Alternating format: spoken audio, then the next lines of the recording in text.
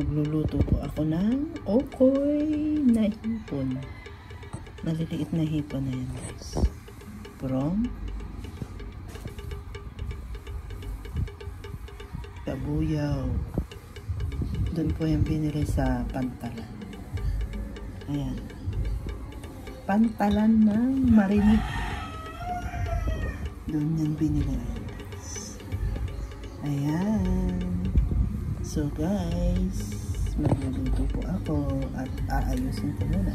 Tatanggalin ko muna yung mga dumi-dumi. Ayan guys, after na tinanggalan ko siya ng mga dumi-dumi, meron po siyang mga maliliit na shell, tas meron siyang mga daya-dayami. Ayun, after nun, ang tagal kong tinanggalan ng mga dumi-dumi yan. Tapos after nang natanggal ko na lahat yun, hinugasan ko siya ng may asin. Nilamasan ko muna siya ng may asin. After na malamas-lamat, syempre dahan-dahan lang guys, kasi maano siya, yung maraming sungot, masakit siya. Yung sungot na yung nakakatusok, parang mga tinik-tinik. Sungot ang tawag sa amin dito sa Laguna. Yun, nilamas ko siya ng asin kasi syempre, ayan o, kita nyo naman o, sa unang hugas lang, napakadumi na niya. Nakailang hugas po ako dyan guys, dyan sa hipon, kasi ako gusto ko talaga malinis bago lutuin. Kaya minsan guys, gusto ko ako magluluto kasi gusto ko talaga malinis yung lulutuin, kasi mahirap na. Kasi nanay ko, simula nung na-hospital siya, hindi pwede basta pagkain lang ipapakain ko sa nanay ko. Maselang na siya kasi yung time na na-hospital ang nanay ko, sumakit yung tiyan niya. Hindi malaman kung doon siya sinama sa napanis na sopas or doon sa siomay na tinitinda ko dati. Nagtitinda kasi ako dati ng siomay, pero yung siomay na yun piniprito ko, saka yung kikiam. Actually hindi ako nagpiprito noon, yung tita ko, yung hindi pa siya nakakabalik ng Dubai. Nagtitinda ako ng milk tea. Tapos yung tita ko, siya naman yung mga kikiam, yung fishball, saka yung siomay. Siya ang tagaluto. Ako, sa milk tea ako ang may alam kasi kung paano timplahin. Kaso lang, after 2 months, na-hospital si nanay. Kaya natigil yung pagtitinda ko. Umuwi na ako dito sa amin. Tapos gustuhin ko mong magtinda ulit, hindi na pwede kasi kailangan may katuwang si nanay sa mga pamangkin ko. At kailangan ko rin tulungan si nanay kasi senior na rin yun.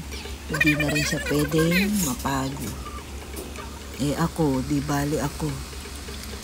Marunong naman ako kahit papaano, kahit gumapang-gapang ako dito. Basta kakayanin at makakaya ko. Laban lang lagi. Yan, actually yan, nakailang hugas ako dyan, guys. Ayan, hugas lang ako ng hugas dyan. Hanggang luminaw na. Ayan, pinakita ko pa hipon. Hipon na maliit. Tapos meron niya maliit na isda. Ayan. Hindi ko alam kung anong tawag niya. Ayungin yata yan. Basta yan, nakuha yan sa Laguna de Bay. Ayan na guys. Titimplahin ko na po yan guys. Hindi ko na iisa-isahin na i-explain sa inyo. Tingnan nyo na lang po kung ano yung mga nilagay ko dyan. Ayan. Sinangsaw ko lang bawang sibuyas, bawang powder, at saka paminta, may itlog yan, may harina, may cornstarch, tas meron ding breading mix. Ano yan, nilagyan ko para magkaroon ng lasa. Tinodo ko na rin yung isang buong breading mix dyan. Kasi nung una, kalahati lang. Nung maprito ko siya at matikman, ang tabang, kaya tinodo ko na lahat. So guys, enjoy lang sa panonood sa aking cooking vlog. Ayan, pagpasensyahan nyo na lang lagi ang aking mga binablog at niluluto. Ayan, alam nyo guys, yung okay na hipon na yan, bibihira lang ako magluto niyan kasi bawal yan sa aking mother. Nasakit kasi sikmura niyan, hindi nga siya nakatikim yan. At alam nyo ba guys, ako lahat ang nakaubos ng ukoy. Lalo na isasawsaw mo siya sa suka na may sibuyas at sibuyas. Ang sarap guys. Gusto ko sana nga ulit. Kaso lang, baka naman ako'y masobrahan. Ba ako'y mangati na. Allergy din kasi ako. Kaya hindi makakain ng mga makakating pagkain. Yung nakakakatin ng balat. Yun guys. So guys, thank you for watching na lang. Enjoy nyo lang tong aking binabalag dito sa aking cooking show. Cooking show. Cooking vlog. Ayan. Ang babaitang nagluluto. Basta merong lulutuin guys, magluluto ako. Basta sinipag din. Luto ako ng luto. Ayan guys, enjoy lang kayo guys thank you po sa lahat ng mga support nyo, and thank you sa mga Love Gongs family, Mommy Janet 25 vlog, thank you. Mama Angela Ozeki, thank you rin po. And Mommy Rosie, maraming thank you din po sa support din po nyo. And Nay Nene Days, thank you po sa support. Maraming salamat. Kay sino ba to? Ma'am Doris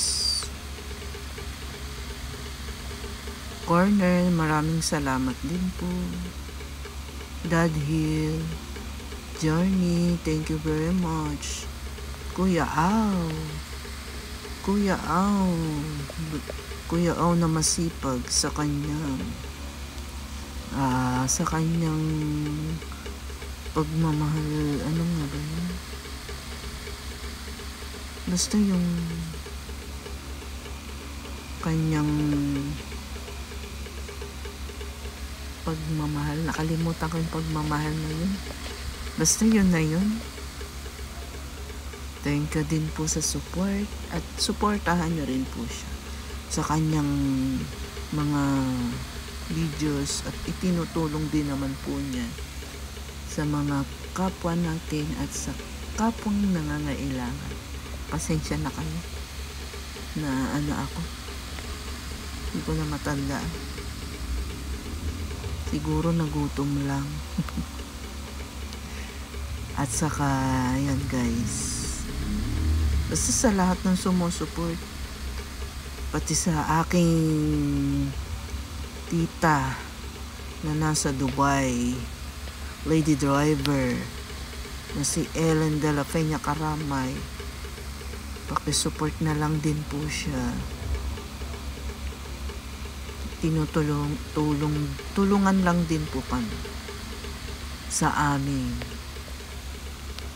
YT channel. busy pa sa yung tita ko, hindi pa siya makapag live. Naiwan niya yung mga gamit niya dito sa pagla-live dito sa kanila. Ayan guys, piniprito ko na siya guys. Ayan. Well guys, enjoy na lang po kayo. Maraming salamat sa inyong pananood. Bye-bye. Buyers, God bless. Much of you, love you all.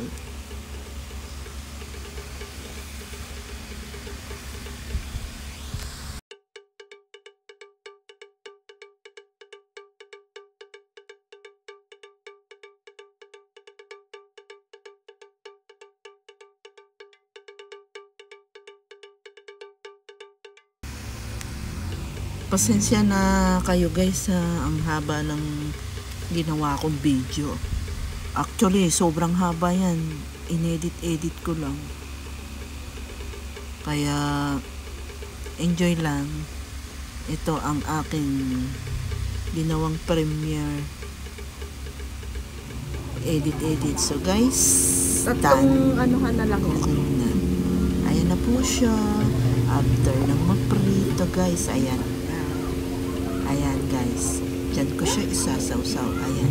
At ang lutong pa guys, ang lutong ng pagkakaluto, ang sarap ulamin.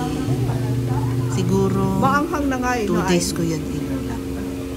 So guys, thank you for watching and bye bye. God bless all. Mama chup chup, love you all.